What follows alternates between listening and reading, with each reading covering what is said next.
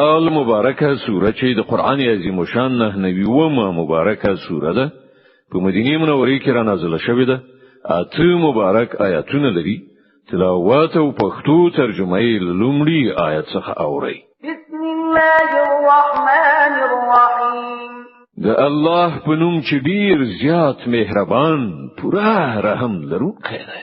اذا زلزلت الارض زلزالها وأخرجت الأرض أثقالها وقال الإنسان ما لها. کله چې زمکه په خپل ټولو سختو خوځولو سره وخوځول شي، یعنی د سختي زلزلې سره مخامخ شي او زمکه خپل دننه ټول درانه شیان راو باسي دي باندې وغورځوي او انسان وایي چې دا په زمکه څه کیږي.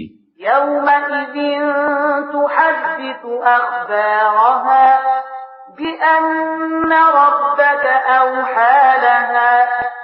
په ورځ به زمکه خپل مخ باندې تیر شوی حالات بیان کړي ځکه چې ستا پروردګار به هغه ته د داسې کولو امر کړی وي. يومئذ يصدر الناس أشتاتا ليروا أعمالهم.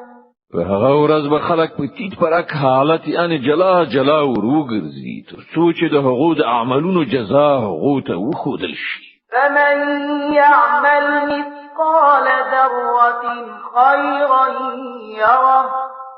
بیا چې یو ذره قدر نیکی کړي وي او به ګوري. ومن يعمل مثقال ذرة شرا يره. او چې یو ذره قدر بدی کړي وي هم او به ګوري. صدق الله العظیم.